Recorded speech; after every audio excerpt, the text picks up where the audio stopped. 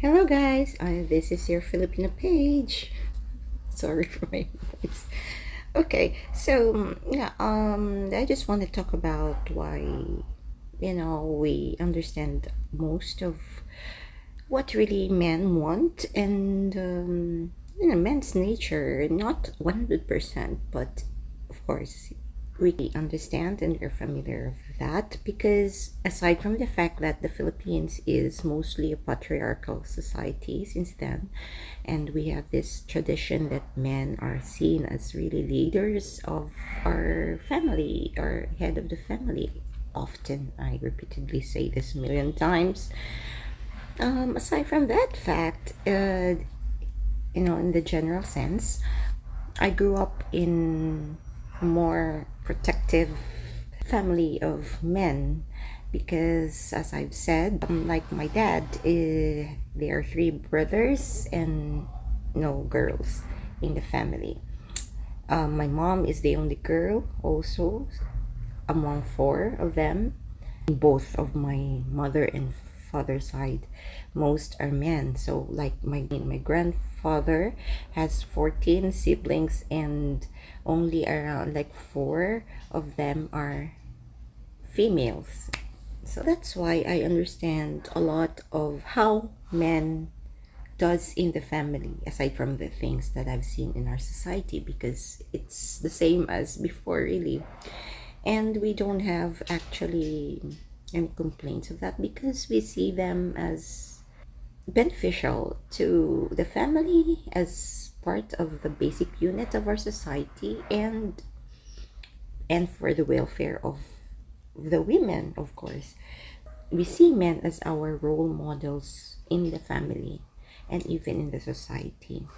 So like me, I often tell me that I'm a daddy's girl, which is, yes, I could admit that. All the time, he's the ones, everything, the decisions, discipline emanates from him.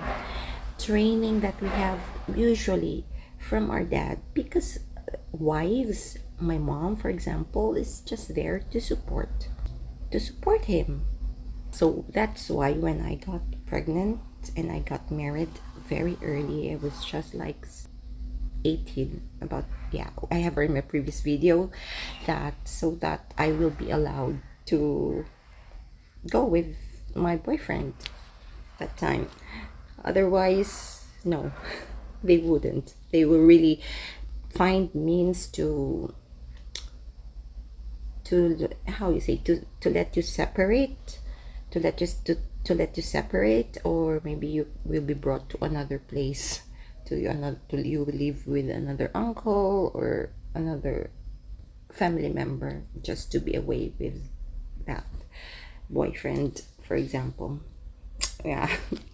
It's, maybe some of you may say that that is really too much interference or like meddling, but we don't see it as really bad for us, and we accept it generally because we know that we were taught, it was instilled to us that study first, finish school, land a job if you want, and in your legal age, like when you're 20, the ideal age usually that was taught to us as a woman there is you should marry like 25, then you're ready, that's it. And yeah, but women, emotions, love,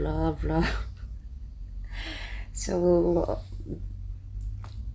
that's why, anyways, so when they knew, my family, especially my uncles, my dad's side especially, when they knew that I got pregnant at 18, they were really enraged, really enraged. And especially when they knew that the guy is still also studying, is not ready, actually, I wouldn't say irresponsible of that all, and not to sugarcoat, but I mean, it's not it's not good that it's like sounding judgment already, maybe, yes, for them, but let me say he's just not ready, or we are both not ready. because our mentality is school, studies first, land a job, be ready for building a family, know each other well first, like this. So they were really furious, as in, and even my aunt told me like, you should have married, because I'm already an orphan that time. My parents died early, really young. Like my dad was 38 years old and my mom was 44, I think. But yeah, so one of my aunt told me that you have planned to have a family on your own. You should have chosen someone even older than you, so that he will really can provide and protect for you. He is already stable. You will have at least a better future, and not the immature minds, or young minds of. It's not really a thing for before, for Filipinos to have the woman has younger men, because usually it is associated that he wouldn't be a good leader in the house or a good head of the family, because if you are still a young guy, you're, of course, you're still exploring, you still want to enjoy and things like that. Yeah, which sometimes we are stubborn, so look what happened. So no regrets, I mean, no blame, no regrets. I have that decision, and yeah, that's why also that if we realize that, oh, I had made a poor decision, for example, I will still stick to that decision and try to work it out, because of course there's a bit of ego and pride that, okay, I should, it's like a challenge. I should prove to them that decision, that I will stand with my decision, and that I've chosen the right thing or the right guy, something like that. It's a bit of hypocrisy, yes, but you don't want to be blamed by the family, that you see, which happens a lot. You see, we told you, we reminded you that, we tried to let you avoid him, or blah blah blah. So yes, but it's understandable, really, and you cannot blame them to say that after, because yeah, it's actually my fault, or also the woman's fault, why you decide, or you say yes, or you go on with that kind of relationship, right? Or you have chosen that kind of life. So you don't need to blame anybody at all but yourself. And so because of that, actually the one of the reasons why I got separated after a decade, there are things that really didn't work out between us, and my idea of building a family is so serious, then his idea is also different. So the way my demands is not actually monetarily or material things, is being really a leader of a man. Like, I want to hear, it's not just about him, okay?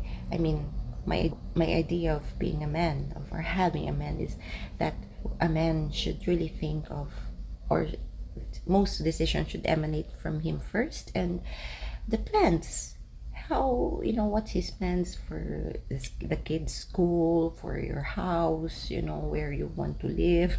Yeah, so after being with him, actually my family, especially my uncles, even though I continued my studies, I was pregnant, I still go to school, I just didn't go up my graduation, because of course it's so big already, and I'm already waiting for my due date.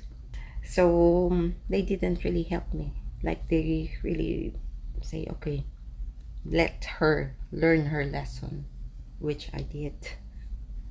They didn't really help me monetarily, or even talking to me like, how are you, or what, do you have any problems, or blah blah blah. Nothing, because they want me to learn, and they want me to be strong and firm in my decisions. And yeah, learn my own way. And after that, I proven actually. I finished my school. After 3 months of giving birth, I landed a job and yeah, tried to make a family, build a home, and hopefully, you know, support and help the father of my kids. That's it.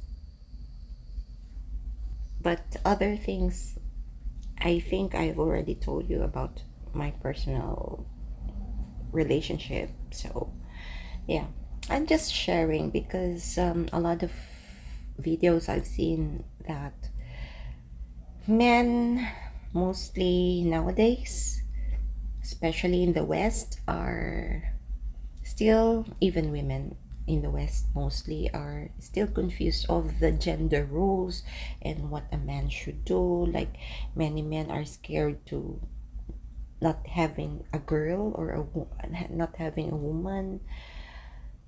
I don't know what it is, but it's really kind of different way of, mindset and mentality. And so I think that's it. They I just want to say that most of Filipinos really are attracted to men who are responsible and firm in their decisions and has plans for the family, for his family, for building a strong family. And Filipino women are just waiting actually for the man's plans and decision. And if she hears whatever plans that her man is telling her, or they discuss together, then she will be there to support him, like morally, even financially, if she can too. For the family. It's always for the family, not because of the personal gains, personal interest of, or in being individualistic. No, it's a unity and cooperation by both couples for the whole family. Thank you. Bye. Have a nice day.